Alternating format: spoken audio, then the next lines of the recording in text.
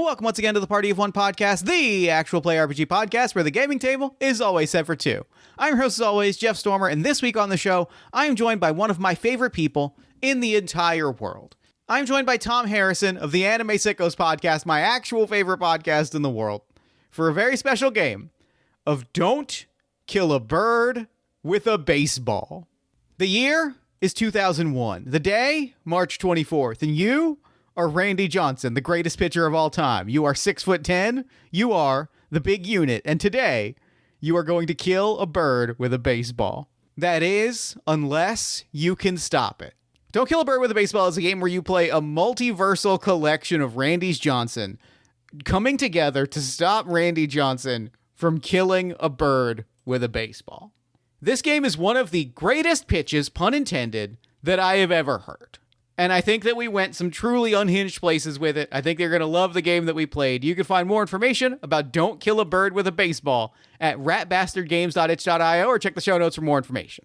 Now, Tom is a returning guest of the show, one of my favorite people, somebody who has the rare lifetime pass to the show.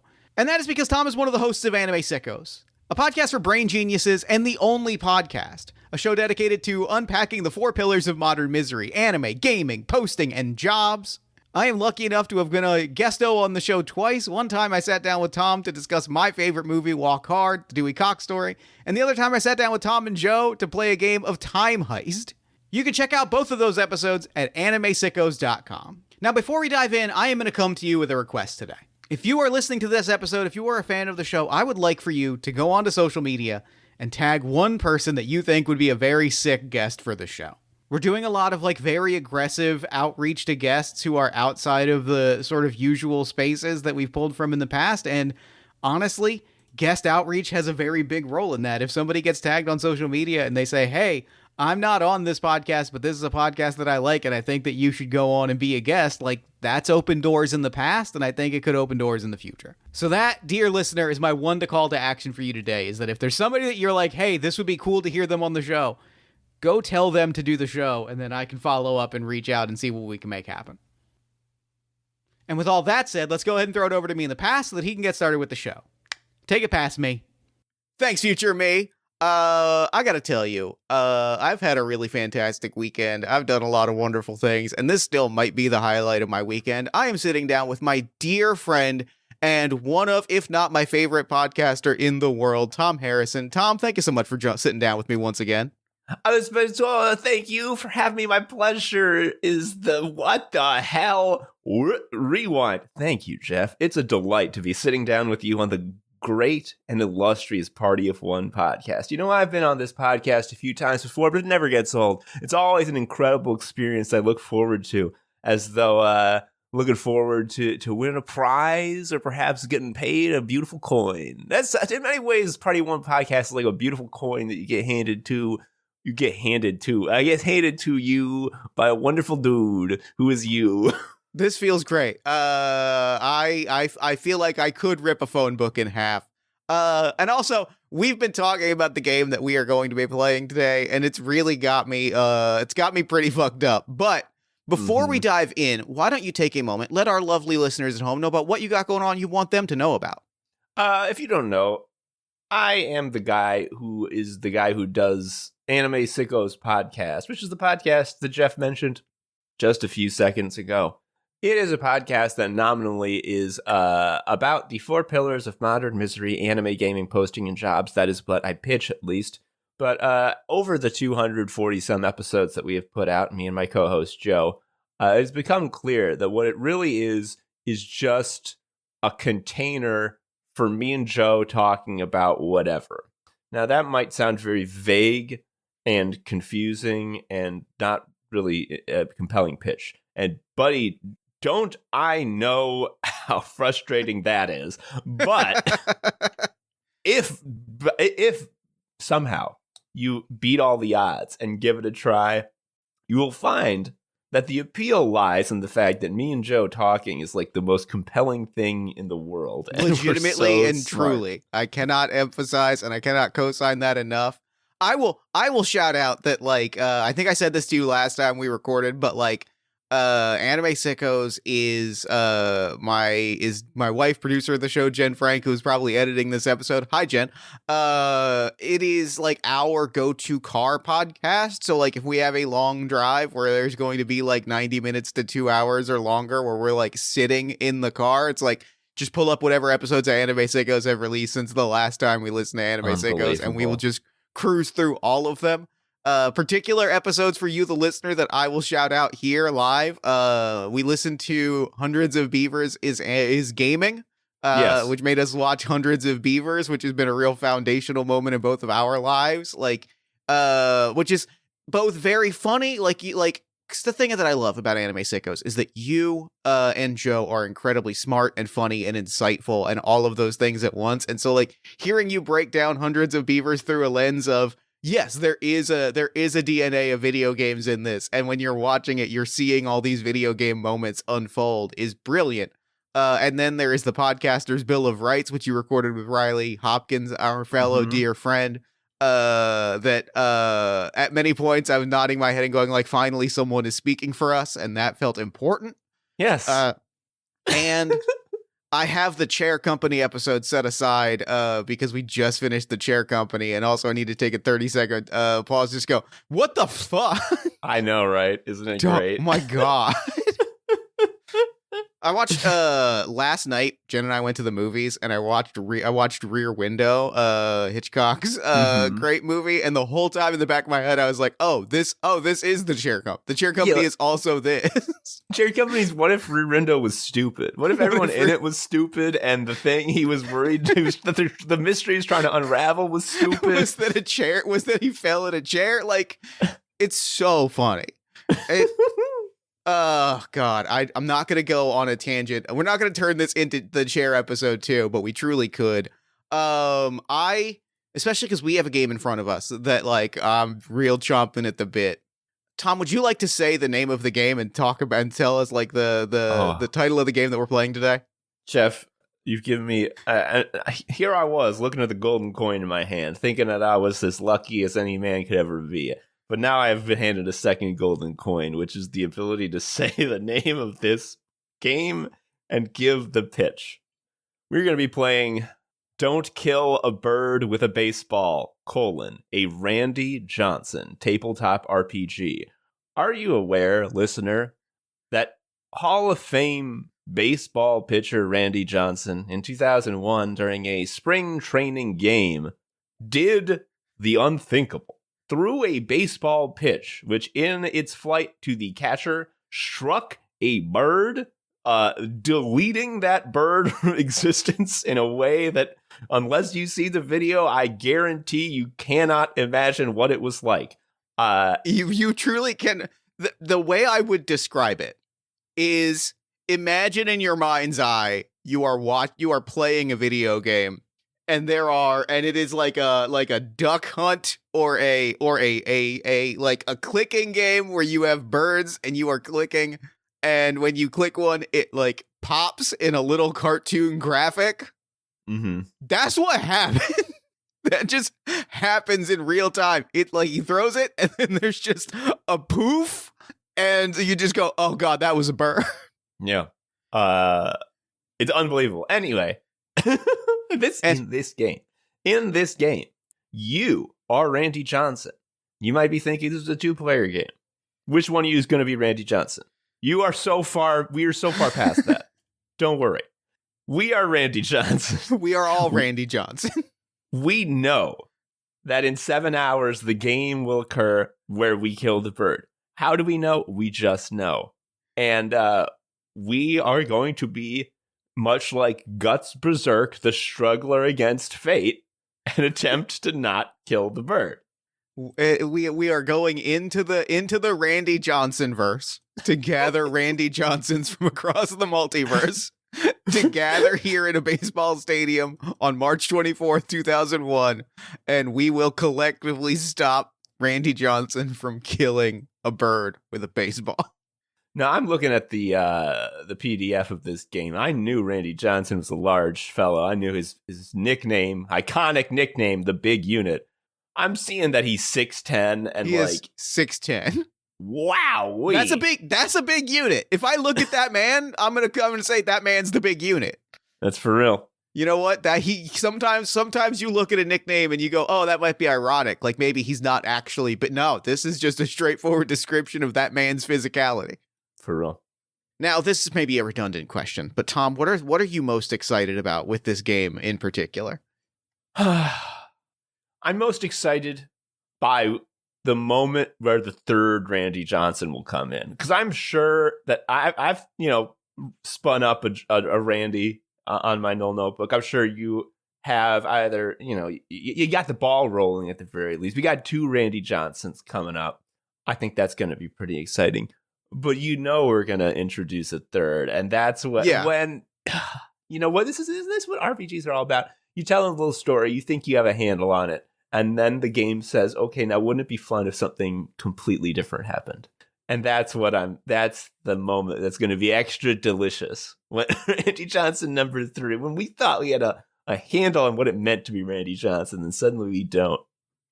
I'm very excited. I'm jotting down. I have to decide. I've made my decision. I'm jotting down my Randy Johnson right now. Yeah, okay, I know it. I got it. Okay. I have written down a Randy Johnson. You've got a Randy Johnson, and I agree. Once we are like in the shit and we go, oh, I know who the third Randy Johnson must be. That's when I think it's going to. That's when I think it's really going to hit. Mm-hmm. I think. Would you like to? So let me read the opening text of the game. And then we will introduce our Randy's Johnson, and we will kick off, set the stage and just dive right in. Yep. It is March 24th, 2001. You are Randy Johnson, the greatest pitcher of all time. You are 6 foot 10 inches, the big unit.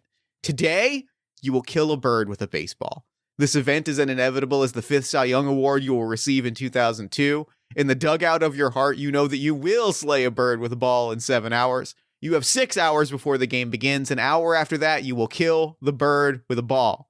They say you cannot stop destiny. They say you must become an avian executioner, but what they don't know is that you are not alone. By tugging at the threads of fate, you pull other Randy Johnson into your reality. They come from different worlds, different histories. Some aren't even pitchers, and yet they are too bound by capricious forces to slay the bird. Perhaps by working together, we can find a way to save it. There is still time to prepare. There is time to make peace with what will come to pass. There is time to struggle against destiny. What will you and your fellow Randy's Johnson do before the clock runs out? Wow. So what a game. What a game. So by I think by J.D. Clement at Rat Bastard Games. I think it's worth J.D. Clement, it must be sent. J.D. Clement, you have created a transcendent piece of art here, and we have not started playing. I'm so excited. Thank you for this gift. I think that we open. I think that the way that I think this has to open, right? If I'm visualizing the film, the structure of this in my mind is 6 hours before the game. The Arizona Diamondbacks have made it into the stadium. The field is still being mowed, like the space is still getting set up, and Randy Johnson, the Randy Johnson Prime is sitting in the locker room, having been struck with a terrible realization. Fully formed in his mind, the knowledge has formed from some sort of cosmic source.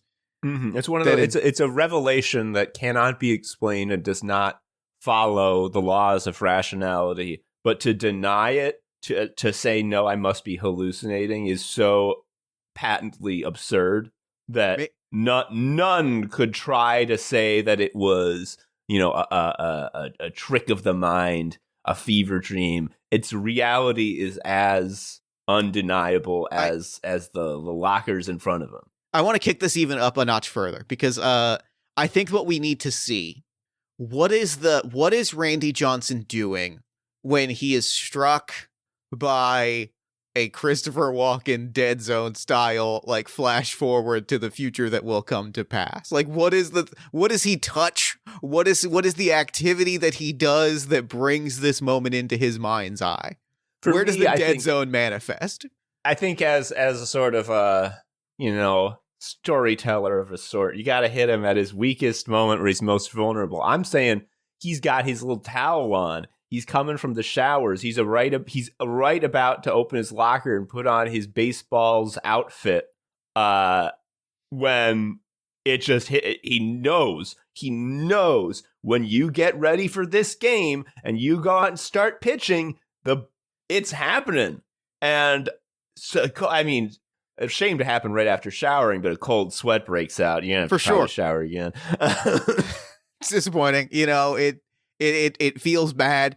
And like, I think that we, the viewer, see it unfold. Like, he opens his locker and there's the little like vanity mirror, and we see it play out in that mirror, and he is struck with that knowledge of absolute certainty. And as he closes the locker, there are two Randys Johnson that are standing on either side of him. Tom, introduce me to your Randy Johnson. Oh my God. Jeff, I had a thought, and I'm glad that I was wrong. I'm not meaning to push back on this, but I had the assumption, I should say, that this Randy Johnson was one of our two Randy Johnsons. The fact that he's neither, this is why we Party must One help podcast. help the true Randy Johnson. Like, it is our job collectively to stop this Randy Johnson. My Randy Johnson, the Randy Johnson we're speaking of now is the big unit. My Randy Johnson is the Protean unit. Great, fuck yeah. Now, what does that mean? Well, I mean, I could tell you his stats, but that's not interesting. Suffice it to say, I have allocated his stats in accordance with the rules of the game. What is more interesting is my special trait, which is I am an anamorph, but not birds. I can't do birds. Thus, fuck. My two desires. The first desire is common to all Randy Johnsons. Save the bird. My second desire, unique to me, the Protean unit, is become the bird. I am so excited that you have gone in this direction, because I get to now share with you who my Randy Johnson is. Uh-huh. I am Randy Johnson, the traitorous unit. No!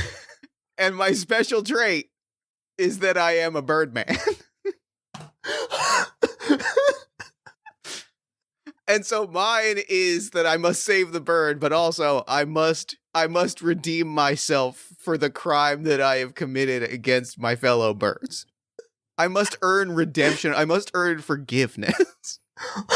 So are you like visibly a Birdman at all times? Oh no, clearly I'm a Birdman. Like, imagine if Randy Johnson was a Birdman. That's my Randy Johnson. Okay, can I just chime in on this scene right away? And the Protean unit is like, whoa! How'd you do that? Do what? Sorry, crying one. I'll get to you. Well, okay. Let me show you. And he anamorphs into like a hybrid tiger, man. He's like, so obviously we can all do this, right? And he goes back to normal. It's like, I can't do bird. Bird is so hard. I don't know what is. I got a mental, but I got the yips about bird. You got bird down. How do you do that? What do we think Randy Johnson's vertical leap is? Like, what do we imagine? Like, what's gotta be a leap? Like, what do we think Randy Johnson could straight up leap up? Because he does leap his full vertical leap in the air when he is confronted by a full-sized Birdman and an Animorph. I think Randy Johnson can dunk a basketball with relative ease. Great. We see that full-size leap. I think the traitorous unit like cocks his head in the way that a bird cocks it, like that full 90-degree tilt, and then comes up and it starts picking a flea off of his shoulder. It's like, I don't know what you're talking about. This is just who I am. What are you? How do you do that? You can take forms beyond that you were birthed with. This is a fascinating skill. You guys can't morph? You guys, no, I don't. No, I am simply Randy Johnson at all times. I mean, I'm always Randy. Please. When I turn into a bear, I'm not a different bear. I'm me morphed into a bear. Example. And I obviously turn into a bear in front of everybody. Randy Johnson is curled up in a corner, absolutely terrified. I look over at him like, what's your fucking problem, man? We're all Randy Johnson here. This is so important because I think this is a thing that comes up anytime you introduce the concept of a Birdman that I need to it's not angel wings, to be clear. It's his arms. They are arms. Yeah. It's arms, and one of them will fit into a large glove at some point. Let's make that clear. Yeah. Jot that down. He puts the edge of his wing arm on your shoulder and says, "My friend, he has not had the moment yet. This is his awakening into the possibilities of the multiverse. It is on us to welcome him into this and to let him know that we are here to help and to stop what is to pass." Oh my God. I look at I morph back into a normal guy. I look at the cowering Randy Johnson. I didn't know, my friend. This is the first day. You haven't done it yet. This is the first loop. This is our chance to break the chain. If we break it here, maybe we can break it in all of our worlds, and maybe I can go home. You must really felt like a piece of shit hitting the bird. Look at you. You have no idea the pain and the misery. Bird shall not kill bird. It is the sacred law of the avian parliament. It is the sacred law. Bird shall not kill. Bird shall kill bug and fish, vole, and cat, and small vole and animal, but bird shall not kill bird. Now that's a world I wouldn't mind living in myself. I mean, where I come from, I'm especially good at anamorphing. I don't want to set your expectations too high. This is what I can do right now. This is not crazy. You see this all the time. But most people, they got cat, they got I don't know, mouse. Maybe one or two guys you'll find they have wolf. Yeah. Me, you saw I could do. I saw bear, tiger. And bear is remarkable. I mean, we could use bear. For real. And I'm really proud of myself. I mean, that's why I got my nickname, the Protean Unit. But I don't know, ever since I was a little kid looking up at that sky, one thing only thing I ever wanted to be was a bird. And I figured all those other animals were practiced. Once I got the basics and the advanced methods down, I could become a bird. Can't do it. In fact, I hit a bird with a baseball. I don't even like baseball. I was just some money so I could.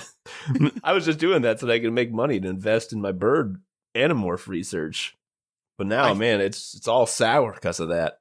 I think once we break this cycle and we bring peace and maybe in the back of your mind, Randy Johnson was just watching this unfold. Maybe in the back of your mind, you knew that this moment would come, and you knew that the bird would explode in front of you, and it was that you needed to make peace with this, and we needed to resolve this before you can unlock that block in your brain. It's probably true. I mark my words. I will deliver this for you. As true as we are both Randy Johnson, soon to be 5-time Cy Young award-winning Hall of Fame baseball pitchers. I put my hand on the traitorous unit's shoulder. I would go to speak, but I'm stopped because I feel the feathers and I feel that pang of jealousy. But I'm it's not his fault. He didn't take it from you. And I say, brother, as much as you've promised that, God damn it, do I believe it. I promise you this. By the end of this day, you'll be a redeemed man. You can go back to meet your bird buddies. Head held high, beak held high. You have a worm in it even. A worm, probably, you might have a real worm, but I was thinking it would be a metaphorical worm of redemption. And they'll all be glad, and you'll see your little bird babies, and you'll vomit the metaphorical vomit of clean conscience into their mouth, and then they'll grow up. The grub that healthy. I shall feast on today will be the greatest grub of triumph that has ever been feasted upon, the fattest worm that has ever been devoured, and I will once again be whole. Man. Spinning on, I almost said heels, but it's talons, spinning on his talons, extending a feathered hand to Randy Johnson. Randy Johnson, if you want to defy fate, will you join us? You must come with us if you want to not kill a bird with a baseball. So is one of is the third is the civilian Randy Johnson from Earth Prime? Is that just a role we either of us pick up? I think it's just a role we pick up. I think it's Okay. I think that he's just, I think that we now face the dilemma, and I think this is where play opens up, and we just start making roles and trying to fight the friction of our fate. Yeah. How do you stop Randy Johnson from killing a bird with a baseball? That's an excellent question. I think that if I am putting my mind into the role of prime Randy Johnson in this moment, who has, prior to this insane thing happening to him, I mean, like, the previously insane thing was I have been given a revelation of fate. So, like, that part doesn't need convincing. He knows that something unusual is happening and the bird is going to come and get him. And then a second insane thing. I think he's like sort of there, but I think the first thing he's got to say, cowering in the corner, is, are all Randy Johnson's animal people? I think he has a fear that, like, deep down, like, it's like, don't you know you've been 6'10" because you're a ape man, Randy? So he's like, are we all animal guys? I think the traitorous unit looks at the Protean unit and looks at Randy Johnson and lets out a laugh of No, I see why you would be confused, but no, there are an infinite number of Randy Johnsons for an infinite number of worlds that are unfortunately bound together by a single reality. It seems strictly by the nature of this event that we have, the luck of the draw has placed you among animal bound Randy's Johnson. But know that there are as many Randy Johnsons in the universe as there are stars in the sky. The Protean unit is going to say, I don't want to spend too much time on this because I want to focus on this guy here, but I just nod or shake your head. Can you fly? Can you fly? Because you could be a Birdman this big and not be able to fly. Can you fly? God, can I fly? This is such a great question for Jeff to unpack. Of like, imagine a bird looks upon you with a sort of cocky assuredness that he's about to blow your mind, right? Mm-hmm. Imagine seeing a bird that gives you a cocky grin behind its beak. Mm-hmm. Jen and I have been watching Dinosaurs recently. We've been binging. That's been our binge watch. And like the same way that they do a lot of very impressive puppetry work to give those dinosaurs expressive faces, that unfolds here in my beak. And I unfurl my arms and I give a big flap and I effortlessly leap into the air. And like and by flapping my arms, I'm floating in the sky like a dancer on a moonbeam. I just kind of like bite my lip in like a frustrated way, not the horny way, and just like, God damn it. And I have to like take a breath and it's like, it's not, he didn't take it from you. Like it's different. So I turned that out of the way. I turned to Randy Johnson Prime and I'm like, I think probably the smartest thing to do is like, what's your gimmick? Like, what's your, like, you see what our gimmicks are. What's your crazy thing? I think Randy Johnson stands up and like, kind of like is clearly like haunted. Like, is clearly like, I don't know that I have anything, but I do. Jeff, I think, does have something. Oh, gimme. I think he as he's like staring at his hands and being like, I don't think I have anything. He opens his locker and he takes out like a small binder and he opens it up and reveals like a variety of like beautiful photographs reflecting the fact that Randy Johnson has also pursued a career as a photographer. He studied photojournalism at the University of Southern California and has done photography work for NFL games and a tour of the rock band Rush and a great deal of wildlife photography. Oh, you're the Ansel Adams unit. I understand. Oh, you're the Ansel Adams unit. Cool. Okay. Well, here we are. We're going to struggle against fate. And I don't have... Step one always is a struggle for me. I think that's why I can't get the bird down. How would you, like, I guess that's the question. This is sort of the idle dreaming question for Tom and Jeff, which is like, how do you stop Randy Johnson from it? Like, there are approaches we could take, right? Is it that Randy Johnson cannot play baseball today? Is it that that birds must not be allowed in the stadium? Is it that the game must not happen? Like, what is the, where do we want to start? Because, like, obviously, I don't necessarily, I think even the traitorous unit is like, I don't necessarily want to, we need to have backup plans in case a first plan doesn't go to plan. So, like, we must start small so that we have something to fall back on. I don't want to start at 11 and then be trapped against a wall. Yeah, that's a good point. I mean, first thought, best thought. Try to get our manager to believe that Randy Johnson can't pitch today. Failing that, we can act as bird lookouts on either side of the stadium. Failing that, there's always a bomb threat. We can always these are all great options. If we can convince the manager, there's gonna be a lot of panic to Google.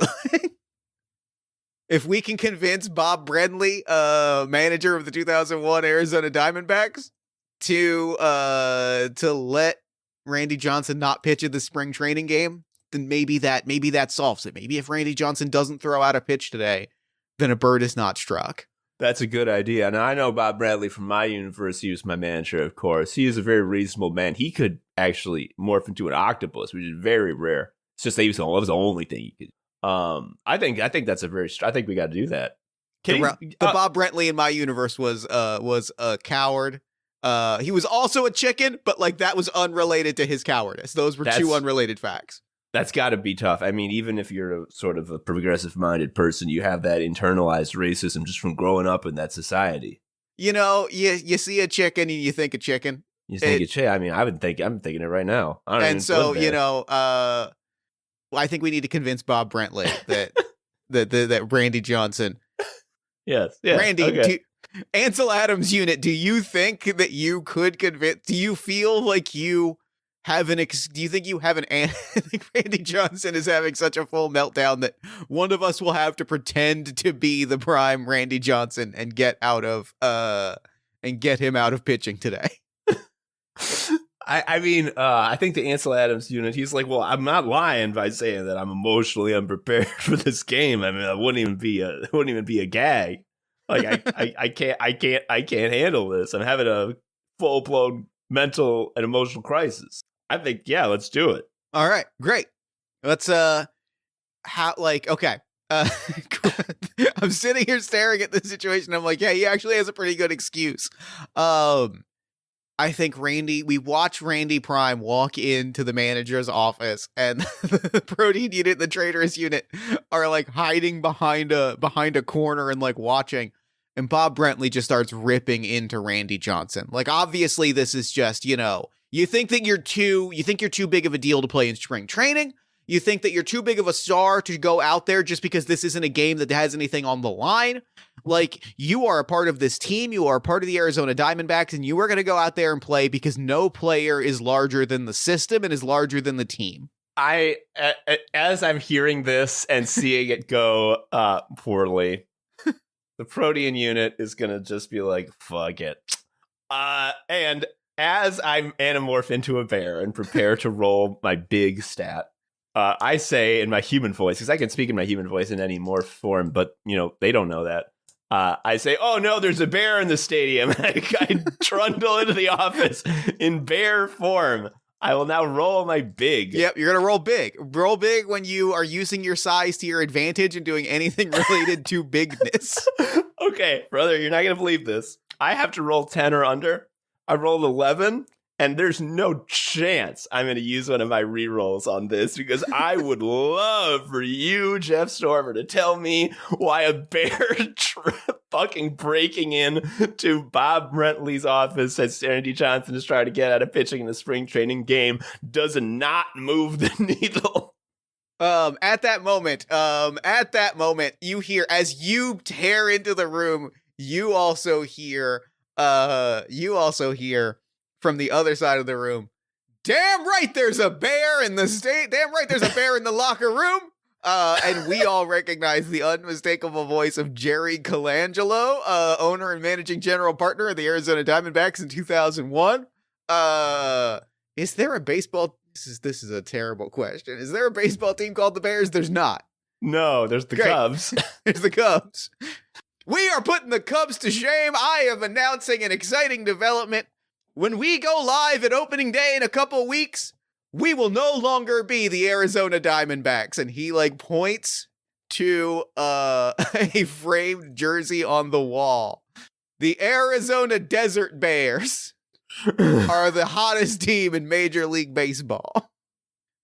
And I think he sees like a real actual bear. He goes, the real life bear was maybe I don't know who on production thought that was a great idea, but you know what? Fine. We're feeling excited. Look at this bear and know the excitement that goes into this rebranded team.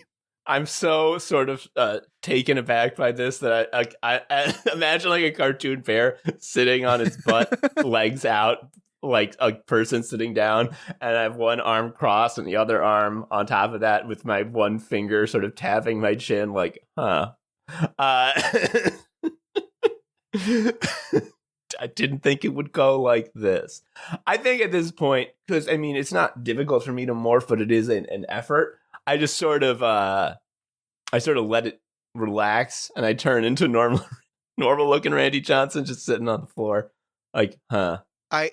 Tom, I have like an immediate question for you. I'm building a character on the fly because I think at this moment I do need stats for the Randy Johnson, the Ansel Adams unit, our prime Randy Johnson.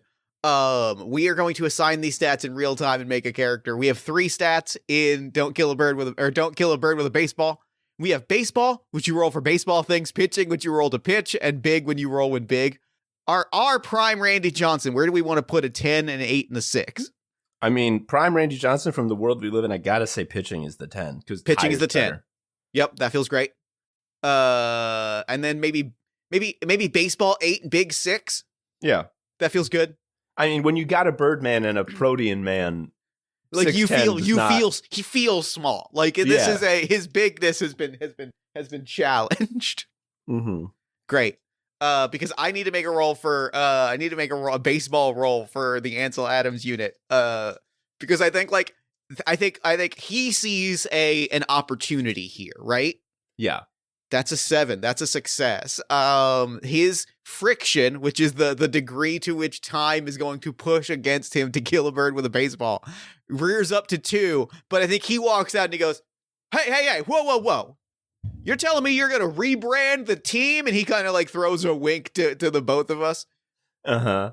This is yet another big example of you as the owner of this team trying to put money before, we've already got, this is part of our identity. The Diamondbacks, I've already given press interviews where I said how much it meant to be a Diamondback. Yeah, the fans. The fans, we're going to tell them they got to buy all new merch just to squeeze a couple. I am not playing as a desert bear. I'm a Diamondback. I'll see you tomorrow. And I think he walks out, and I think Jerry is fuming and demanding that he play, and is like, you'll play as a bear or you won't play at all. Oh God, this requires some action. What will the Protean unit do? I'm gonna just walk up to him and, as another Randy Johnson, be like, Bob, it's me, Randy Johnson again. There's 2 of us. There's 3 of us, but the third one's hiding. I just need you to understand that today is a very unusual day, not just because of that horrible news about the rebrand. I tell you, no guy. You know what you can do? You can sell a rebrand when the team is named after a slur. You know which teams I'm talking about. They'll get to them. I'm also from the future. I don't know if I made that clear. Anyway. Oh, will they finally change the slur team names? Yeah, they will. Well, great. That's a win for everybody. It's unclear. They might change them back. Even right now in 2001, that's decades overdue. right? There's an ascendant fascist movement that really wants to change him back, and they might, I don't know, might pull it off. They have an incredible amount of power. But the point I'm trying to make is we're not pitching today, buddy. So this is pitch. I'm literally pitching. This is pitching. You're pitching. You're pitching. It does say when you throw something, harm something, or pitch an idea. Yes, that's a 6, and my pitching is 8. That's a success. Your friction goes up by 1. We are continuing to push against the bounds of reality, and we are making it more and more likely that Randy Johnson will not pitch today. I think Jerry is like, I mean, you know, I really want the team to win its fourth MLB championship. I really want us to win the pennant this year, and I think 2001 could be the year that the Arizona Diamond Bears take the pennant. I think this could be the year. This could be the year when we go all the way. And I want us to be, you know, I want us to be able to look back when we beat the Yankees in 7 games. I think that I want this to be the only major men's professional sports championship for the Phoenix area. I want that for Arizona. And I think maybe with a rebrand and a new identity, we could do it. We could beat the Yankees in 7 games and bring the only major men's professional sports championship to the Phoenix area. A title that, I don't know, could live for 25 years. Brother, I hear you say that and it brings a tear to my eye how much I feel your incredible passion. I love it. And I share that. And as I hear you speak with such power in your voice, I can't help but remember my own passion. Becoming a bird. Here's the thing. I can't be a bird. You saw me be a bear. You saw me be a bear, right? I have questions about how you became a bear. I do admittedly have questions about that. I'm focusing on the rebrand right now. A lot of logistic goes into rebranding a baseball team, but I do have questions about how you changed into a bear. Oh, good. Stay on that. Keep that in your mind, because doesn't that make today odd, huh? Something's weird about today. It's almost like we know a little more about today than you might, and you should take our word. I mean, obviously we want to be World Series champions. It's great to be World Series champions. We've all been World Series champions in this. Oh, I'm sorry. Oops, spoiler. Anyway, this spring training game is not going to be the game that tips the scale. This is I'm gonna have you. I'm gonna step in. I'm gonna make. I think I have to make a roll here because I think when you say that, Jerry Colangelo, 2001 owner of the Arizona Diamondbacks, now the Desert Bears, has a moment like, who has been, for the record, remarkably chill with every single thing that you revealed. I think this is the one thing that really gives him pause. Like, turning into a bear, he's got questions. Fine. From the future, fine. Rebranding some sports teams with terrible and harmful names, decades overdue. But I think it's when you say we're already all World Series champions, like, that's when his eyes go wide. He's like, so we're going to win. So we're going to win. We don't need the rebrand. All right. Well, then get the other Randy Johnson out here, because we're going to ball as the Diamondbacks, and we're taking this season all the way. Let's go. I sort of look at the still hiding traders unit and do a collar tug. Like, now let's switch roles. I think he's running out of the room. Everybody's running. I think Randy Johnson, the Ansel Adams unit, is furious at us. And I think a solemn bird look on his face, his beak clenching, the trader, his unit, gives a nod and points out at the field and is like, be out there to make sure that nothing happens. I have my job to do. And walks out, dramatically taking off his baseball jersey to let his feathered torso, his feathered hindquarters breathe, and flaps his arms and takes off into the sky and is going to attempt to ward birds out of the area. What do we think this is? I mean, I think I'm sending out a warning call. This to is like either signal pitching because you're pitching the idea of staying away, or big, which is like you are physically I think intimidating. pitching. I think pitching feels right. Yeah, I'll take that. All right, so I got to roll. My pitching is an 8. That is an 8. That is a success. Friction goes up by 1. I will say, okay, I'll as you're up there and doing your caca, you're getting horrible flashbacks to your first loop, because I mean you're up there and what are you expecting? You're expecting to be like, hey bird, you get out of here. You're swipping here and there. You're keeping your head on a swivel. You're making sure the threats are low. But unfortunately, it's again a horrible flashback to that day, which is there's hardly any birds around at all. Can I describe to you the flashback? Yeah. I've got a very clear visual in my Oh, head. yes. I don't know where this is a sidebar between Jeff and Tom. Where does the sci-fi visual come from? Is it the Twilight Zone episode of the court that sits on the high pedestals and looks down at somebody who has chains on their wrists and a single spotlight? Is that the Twilight Zone episode? Do you know what I'm talking about? Every single sci-fi thing has done a tribunal court where there's been a guy in a spotlight and a bunch of people at high pedestals talking in deep voices at them. I mean, if it's not, I don't know if the Twilight Zone originated it, but I'm sure they did it. I'm seeing it exactly in my head. Like, there's definitely that. I think that's what we're seeing, but they're all birds. And they're like, the traitorous unit. It's the first time that name has been used for you. You used to be Point the beautiful a feathered unit. hand at me. And they're like, the traitorous unit. You stand convicted of killing a bird. And there weren't even that many birds out that day. It was a low bird day, and somehow you found it in yourself to kill one of the few birds around. I mean, we are birdmen. They're birdmen. There are birdmen and there are birds. And birds don't kill birds. Birds don't kill birds either way. Yeah, we are the same, but also there are differences. This is a very rich and layered political system. Much like Gallifrey and Doctor Who, we spend a lot of time establishing the lore of this shit. And so when you ask somebody like, hey, what's the deal? Why are there birds and birdmen? They got to give the ultimate noise, which is, okay. Yes. You see all the there's big spotlights that turn on with that sound, and each one is like a member of your family, and they point at you and say guilty.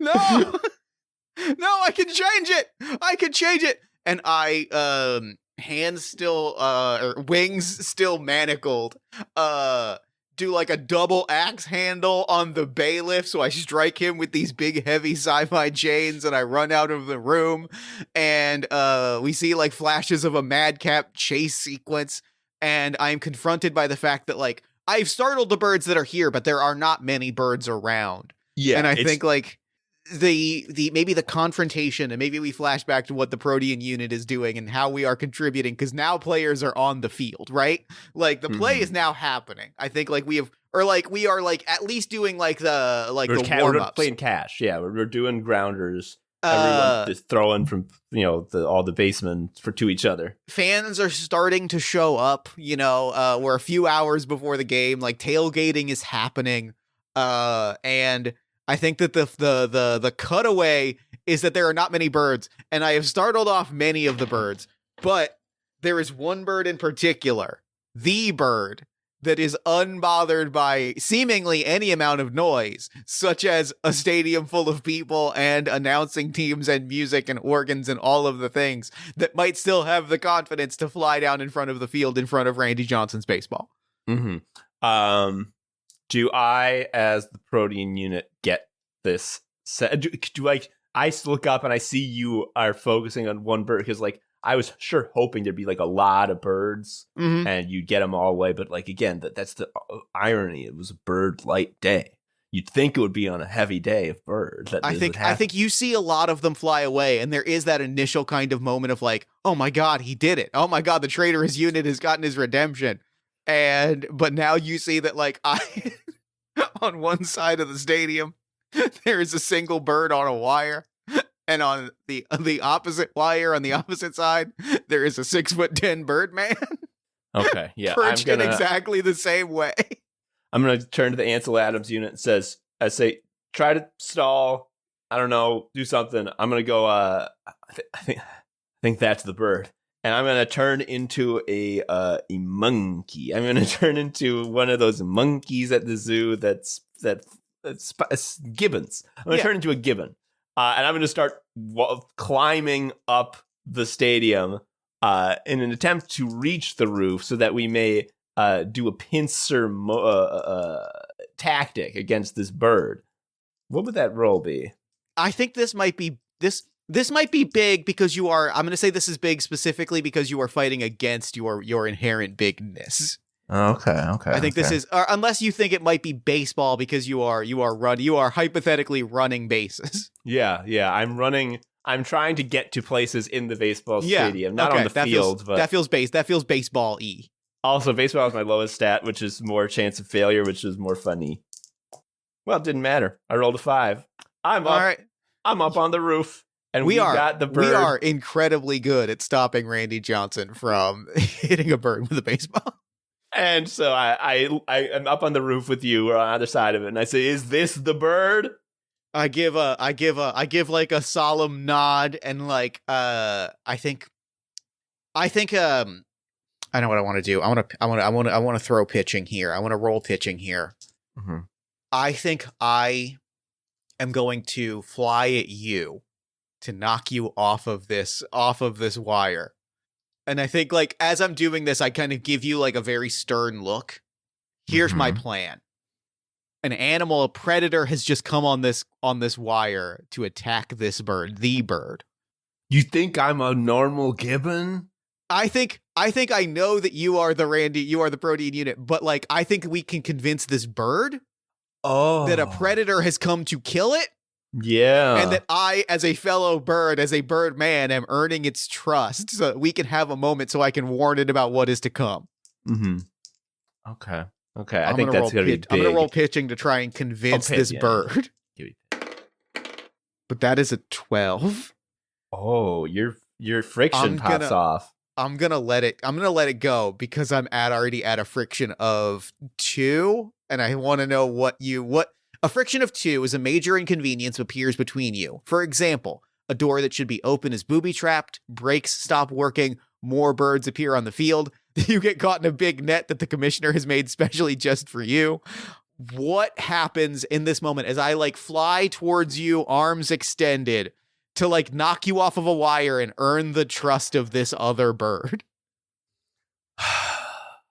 It seems almost too simple, but in a way, is that not the sign of it being correct? That is sometimes the option that feels too logical is the correct one.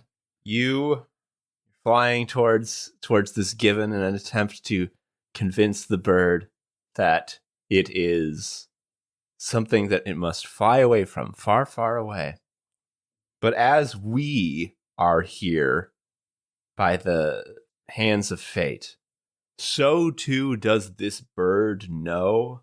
It knows deep, deep down, I am not killed by a gibbon on the roof of the spring training facility. I am killed by Randy Johnson's pitch. And a bird's mind is not meant to know such truths. And you know what actually happens is much in the way there are many Randy Johnsons here. We see that sort of crack in reality we know so well from all of the times we have tried again to undo this horrible fate. And through that crack flies like 7 to us identical birds. If we were a bird, and I know you were a bird man, but if you were the type of bird that this bird is, a seagull, you would think that each seagull has a ridiculous gimmick that is obvious at a glance. We think they're 7 identical seagulls. And they fly all throughout. They completely spread out to keep there's no cluster. Unfortunately, I must put both of us on the spot. Oh, please. We must name what each of the alternate realities of, because there's one where where this is a seagull from a world where all seagulls are vegetarian. Isn't that ridiculous? Okay. We got the interpretive dance bird unit. Yep, sure. One where seagulls do an elaborate mating dance, and that's its whole thing. It loves to dance. We've got one of them does look markedly different, but like not in a way that is like immediately dramatic, but is obviously like CGI with DreamWorks face, and that is from the DreamWorks universe. Giving you that real like that real smug grin look at all times. There's one bird which would never happen to us because we don't speak the bird's language, but it always is telling people to read Bob Dylan's autobiography. That is really interesting. No one does. No one will. There is a bird. There's a seagull here that has learned how to fly to such a degree that it has achieved the afterlife and has come back to teach its lessons. That is correct. That is right. There is a Jonathan Livingston seagull that is also here. Fuck. Jesus Christ, Jeff. Three more. We got 3 more to go. 3 more. 3 more to go. One of them is a hacker bird. It's gotta have a hacker bird. It's got fingerless gloves on its talons. It doesn't have any computers now, but if it did, it would type very fast, and green words would show up. One of them is from a world in which I'm trying to think of like if there are any other like incidents involving a bird in pop culture that like didn't happen.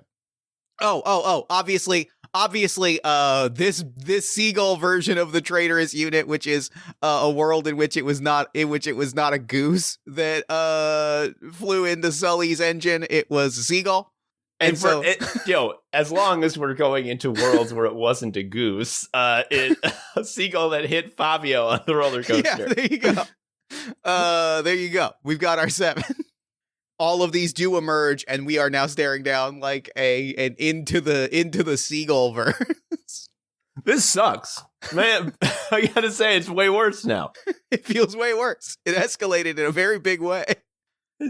I gotta ask: this is not your first time doing one of these loops in another Randy Johnson universe. Do you find that this is how it goes? That it gets way worse, fucking seemingly at random? I know that the fates act against us in wanting to enact the canon event that is Randy Johnson killing a bird with a baseball.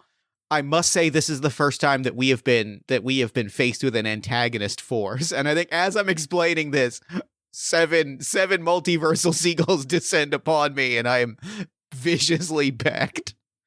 I kind of laugh. I don't think you're in any danger. I am going to be like, okay, how about this? No one's going to ask us to pitch. What say you? We like forcibly kidnap Ansel Adams' unit. You know, we're not going to go to jail. We're going to go back to our own universes. This is fine.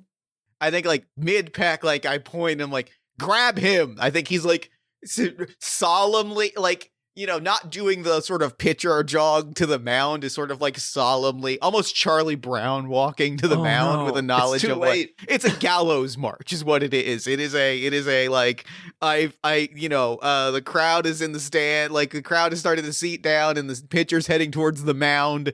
The catcher is settled in. Jerry Colangelo and Bill Brentley are in the owner's box, are watching solemnly. Like, you know, we are, the game is nigh, and I think like it is like I give a point and I'm like, grab him and run. I will fend off the opposition. Okay. I love this idea, and I have my idea of how I'm gonna affect this change, because I am on the top of the stadium. He's on the mound. It's gonna be a while till I can get down there, especially considering that I cannot morph into a bird. I try, maybe it happened. No, still can't. I'm going to anamorph into a sugar glider, the little rodent. I'm going to glide down, land on the Ansel Adams unit's neck, go into his go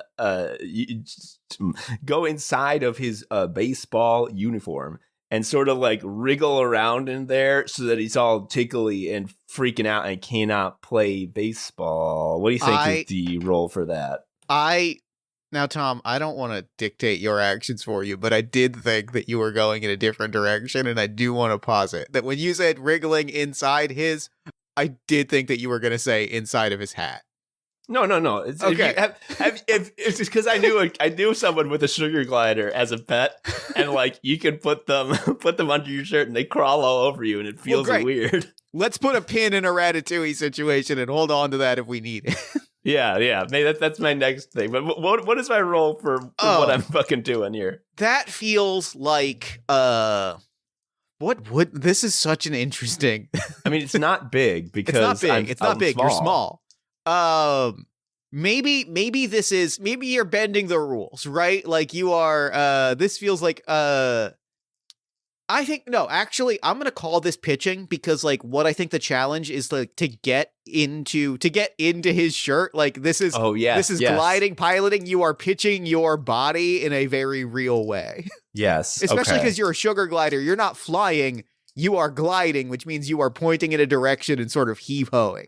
Yeah, and if the wind should blow me off course, there's little I can do. I'm rolling. Oh baby.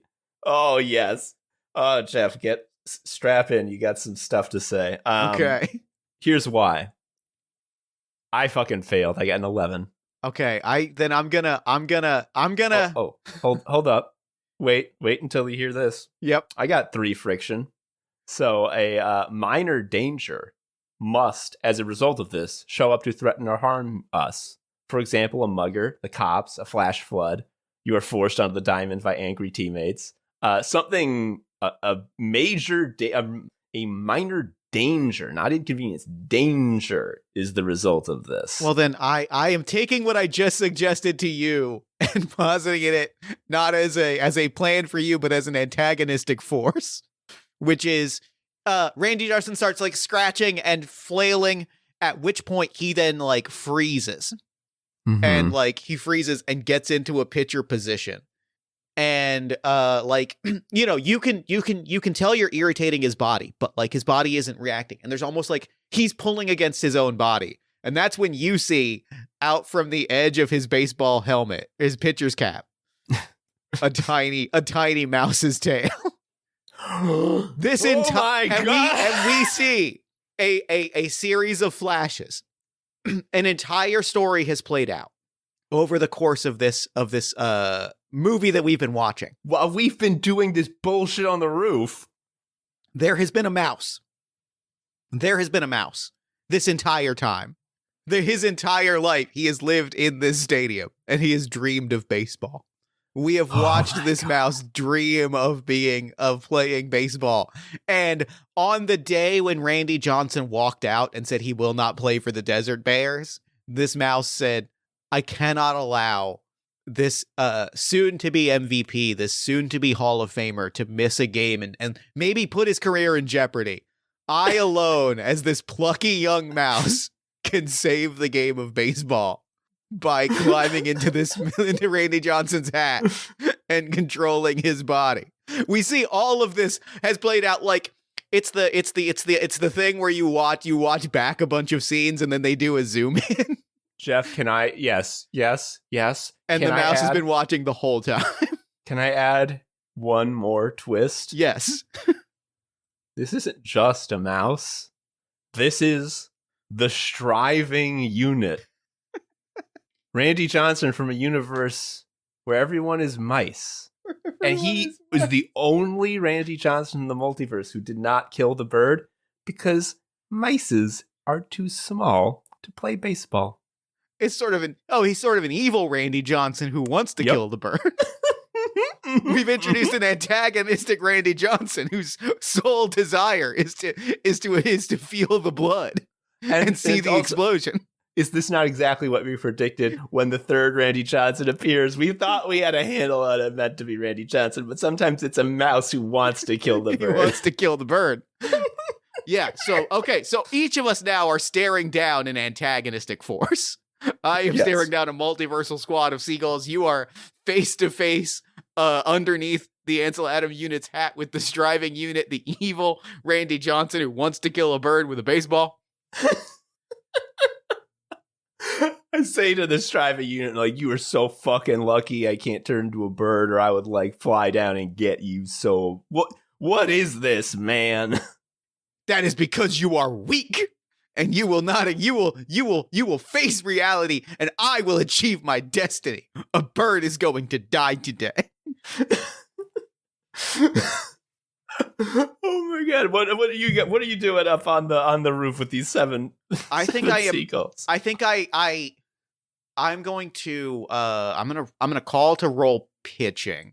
Yes. I set my baseball at 10, and I've not rolled it once because I do think that pitching is the thing that I'm doing. Because I think I don't want to fight. Like the traitorous unit does not want to fight these birds because that would be fulfilling my place. Like that would be if I have to fight these birds, if I have to enact violence upon a bird, then I have proven that the multiverse, that even if I stop Randy Johnson, I still hold place in the multiverse as the traitorous unit.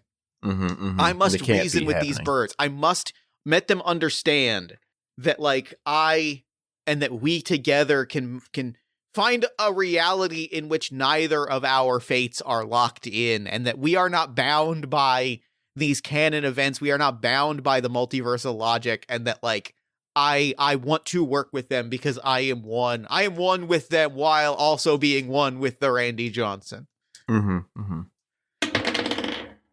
That's a 4. That's a 4. What is the meaningful moment that occurs between me and these seagulls? Gosh, who is the one that is most likely to? I'm gonna say the hacker bird. The hacker bird he's the one that's sort of, the hacker bird did, as the rest of them have been around you, swoosh away, but he's back now, and the reason he swooshed away, you see, is because he was getting an era appropriate BlackBerry with a keyboard. Yeah, he sniped it. We see a sequence where Jared Colangelo like taps in his pocket. Where's my BlackBerry? Exactly. So that it can communicate with you. So all the words that are going to get spoken get typed, but I'm going to speak them. This is like in Hunt for Red October, where they have them speak Russian in the beginning, but then they're like, come on. And it says, you too are a struggler against fate. Traitorous unit. Indeed. We often find ourselves struggling against, we all know that our fate is to be killed by Randy Johnson's horrible ball, thrown at an incredible speed, Hall of Fame speed, really. And in the bird community, it is an honor, a privilege, and a grim reality that we all accept as immutable as the laws of gravity. But much like how the law of gravity can be bargained with our beautiful wings, you have made us think that perhaps there is some beauty in struggling against what must be. Why, you've not convinced us that it will not be, but we will no longer go gently into the fate that has been chosen for us. Indeed, I might even say that you've redeemed yourself, traitorous unit, but I only might say that because who knows what's gonna fucking happen after this. Traitorous unit like extends his wing, and like we get a shot of the Predator handshake, but they're wings. Oh. Two beefy wings. I love it. Meanwhile, underneath the Ansel Adams unit's hat, Randy Johnson stares down Randy Johnson as a mouse. And it occurs to me, I just turned into a cat. And I morph into a cat. So from everyone's perspective, Randy Johnson is just on the mound getting ready to pitch. And then suddenly his hat starts to bulge and lift off of his head as there appears a full-ass cat on his head. And I'm going to swat at the fucking mouse on his head and try to get him. Now that's big. That's the most big that I've ever heard. Cat, I guess bigger, cat bigger than mouse. Well, here's my thought. No, you're right. Well, what do you got? I want to hear your thought. I was gonna say it's baseball. I'm trying to tag him out. You know what? I do like that. Yeah. Also, because I just want to fail, because that's when the funny stuff happens. I don't want to win because then it's not funny. And that's good because I rolled a 8, which would have been a success with big, but it is a failure with baseball. So I have 1 friction because I just failed. So a minor inconvenience appears to get in my way and thwarts my actions. My actions are thwarted for sure. What is the inconvenience that incurs? It's that cat is bigger than mouse, which unfortunately also means that mouse can fit on cat's head. Oh, fuck! I'm Ratatouille. Now you've been Ratatouille. I go up, I look up, trying to see the top of my head, which is impossible, but I'm trying to like address the mouse. And I say, if you can control me, do you know how to turn into a bird? Can you make me morph into a bird with your Ratatouille powers? I think leans into your large cat ear. I do know this. And I will ensure that you will never, ever know what it is like to be a bird. No. Dude, come on. We don't have to be like that. What is it going to take for you to turn me into a bird right now? Once I do it once, I'll remember how to do it myself. God, I'm going to make a roll here. I think we are 2 rolls from the climax. I think it is. Yes. I think that is this 2-part action, because I think at this moment a squad of seagulls led by a 6'10" Birdman are descending down upon the cat that is on top of Randy Johnson's head. And the mouse that is on top of the cat's head. Yeah. It's sort of a cheese stands alone situation that we're seeing here unfold. That's a 4. Ooh, we did it. That's a success no matter what. I do think I have knocked Mouse Randy Johnson off of your head with a cadre of birds as the batter steps up, and Randy Johnson startled from having a cat on his head and like in full control. I think there's a thing that happens, and I think like this is a big moment for you. There's a moment that occurs. Randy Johnson has just lost control of his body in a Ratatouille situation. Yeah. A cat then emerged on his head. Yeah. 7 seagulls swept down. And a huge birdman swept down, snatched the mouse off of the cat's head.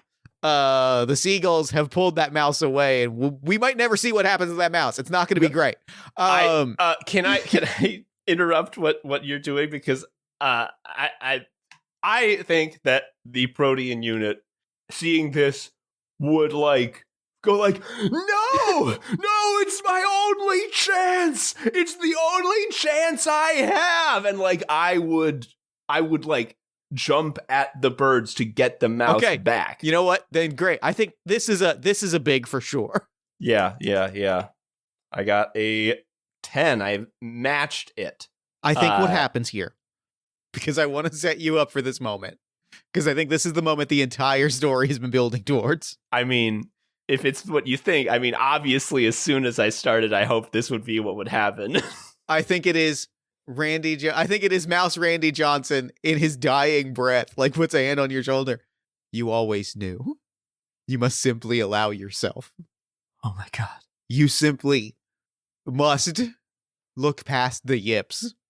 And as I see as I see the striving unit expire from his seagull wings, I look up to the sky. Still cat. My eyes are weeping tears that cats are not capable of weeping because of their physiology. And we hear the strains of Nelly Furtado's "I'm Like a Bird." And as the chorus swells, I look deep into myself, close my eyes, and when I open them, I'm a seagull. And I can't believe it. I must have gotten it wrong. I flap my wings, and I find that, unlike every other animal that wiggles their arms around, I fucking lift up. And I remember my training for being a sugar glider and flying squirrel. And I'm like, I can lift up and glide. That's fucking flying. And, I don't want to narrate what happens next, Jeff, but I think we all knew from the very beginning what was going to happen. We flashed to a view screen centuries in the future and light years away. A group of birds in fucking dressed as Owatu the Watcher are standing around a screen. Yes. In the infinite space of the multiverse, certain things are accepted as cosmic truths. That on, I lost the PDF. Hold on. 24th of March, 2001. That on the 24th of March, 2001, Randy Johnson would kill a bird with a baseball. And so it was across billions of worlds and across billions of seagulls and across billions of Randy Johnsons that Randy Johnson killed a bird with a baseball. And it was our place to watch and to fight against this reality, but to accept it as a grim certainty that we as birds would collide. And it was here at this moment on the 24th of March 2001 in the Ansel Adams universe that reality was changed, and Randy Johnson did not kill a bird with a baseball, but Randy Johnson killed a Randy Johnson with a baseball. But fate is a curious thing. It is a curious thing. In many ways, it is defined by its perception by lesser beings. And as far as they know, Randy Johnson will have killed a bird with a baseball. But at this moment, a certainty of the universe has been changed, and Randy Johnson did not kill a bird with a baseball, but a Randy Johnson with a baseball. And that is why we, the brave birds, must gather from across the multiverse to ensure that we do kill a bird with a baseball. The seagull Randy Johnson killed with a baseball, TTRPG. And the epilogue is the protein unit, halo above his head, in a little robe, awakens in bird heaven, and all the dead birds of the past there say, "It counted, buddy. You're one of us." And it was welcome all home, buddy. And that's amazing. And that's what a great Don't game. Kill a Bird with a Baseball, the Randy Johnson TTRPG. God damn, dude.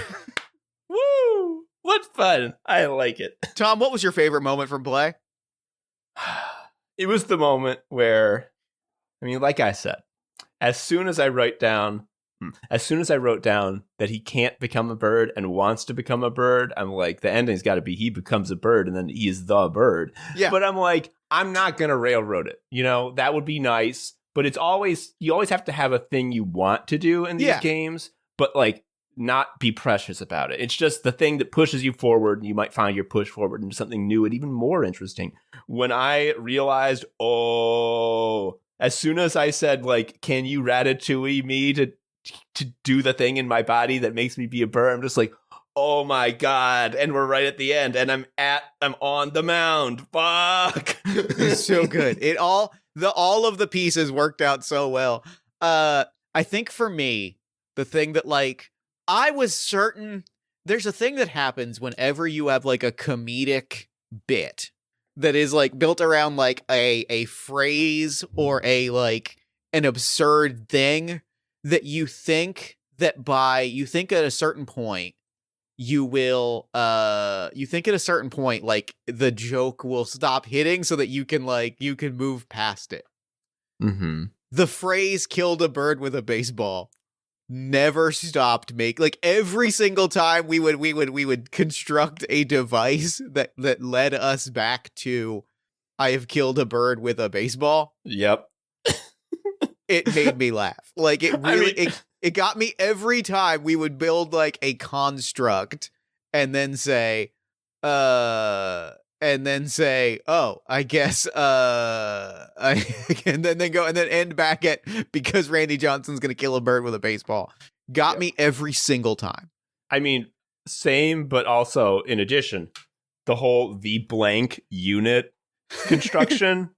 Brilliant. Like, unbelievable. Maybe if this was like an RPG that you did like 7 sessions of, I think I would still laugh every time I was like, this is this unit, and this is what is different about this Randy Johnson. It's very much the joke of like the Futurama cowboy universe. Yeah. When other universes have an obvious gimmick. That everyone does. Yes, that's funny. And also like when an unexpected like second joy for me of the game was I'm sure you came across as to you and to the listener. Every time like I was like, oh, I have to look something up. I have to I have to Google something to find a detail about the life of the real Randy Johnson or about who actually owned the Diamondbacks in 2001. Mm-hmm. Like every single time I was like, let me find something real quick. Let me find something real quick. It always made me laugh. And then also when I found on Randy Johnson's Wikipedia page that he actually has a second career as a photojournalist, and then you hit, oh, you're the Ansel Adams unit, like, knocked me dead. Dead. I think he does. Did Ansel Adams do landscapes mostly? Yeah, it's not a 1-to-1, but it's a famous American photographer. We're close enough. It hit the beat, which I think was what we needed. That was so good. I mean, there was never any doubt, but holy moly. Oh man, this was perfect. I'm so glad that we got to do this. This was a joy. Real quick, before we wrap things up, where can people find you and your work on the internet? Anime Sickos podcast is found in any sort of place where a podcast might be, which you know because you're listening to one right now. You can go to animesickos.com. That has all the stuff. I'm on Blue Sky. I'm Tom Harrison at Blue Sky. I got there early, so there's no numbers. I got the base version. I'm no longer on Twitter and have not been for years on account of the evil. Sure. Yeah, Anime Sickos is also on Blue Sky. Anime Sickos, Blue Sky to social. Yeah, that's pretty much it. Yeah. Anime Sickos, it's good. It's good. It is genuinely like special. It is a podcast I have shouted out at every single opportunity that I get the chance because it fills me with intense joy. It's great. I'm probably gonna rant more about it in the intro and outro, so I'm gonna stop myself from ranting about it here. You know what you should do, actually, listener. What you should do if you haven't already, listener, is listen to episode 167 of Anime Sickos podcast, The Sickos Steal the Chrono Trigger. Which is a one-shot RPG adventure GM'd by, am I reading this right?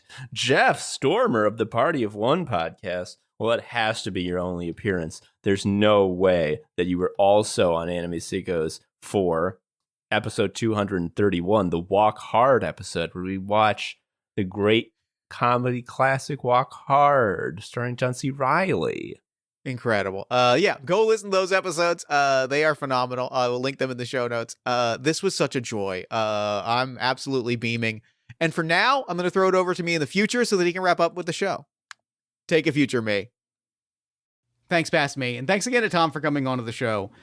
That game was breathtakingly silly and breathtakingly dumb and was an encapsulation of like everything that I love about comedy and games and the very silly spaces that you can go when you have absolute confidence in the person that you are telling a story with to follow you to the most unhinged ends of the earth. There is a reason why Tom Harrison, why the Anime Sickos, why Tom and Joe are two of, I think, the greatest people in podcasting, and it is because they have an incredibly keen understanding of not just what is funny, but what is insightful, what is real, what is, and how to blend all of those things together into something that is truly magical. And I think this episode, a perfect encapsulation of that fact. Be sure to head to rapbastardgames.itch.io to pick up your own copy of Don't Kill a Bird with a Baseball, and be sure to head to animesickos.com to check out my favorite podcast in the world, Anime Sickos, a podcast for brain geniuses and the only podcast. Party of One is produced and edited, as always, by Jeff Stormer and Jen Frank. Music for the show comes from the song Infinite Lives by Mega Ran featuring the D&D Sluggers, and the Party of One logo is by Evan Rowland. If you'd like to inquire about advertising rates coming on the show as a guest or about press coverage of the show, you can email us at partyofonepodcast@gmail.com. And you can always find new episodes of the show, newsletter links, and other such goodies at partyofonepodcast.com. And I think that's all we do here, so until next time, thank you so much for listening. Remember to fight the forces of fascism every single day. Remember that self-love and self-care are radical and defiant acts of resistance, and as always, party on, everybody. Never gonna die.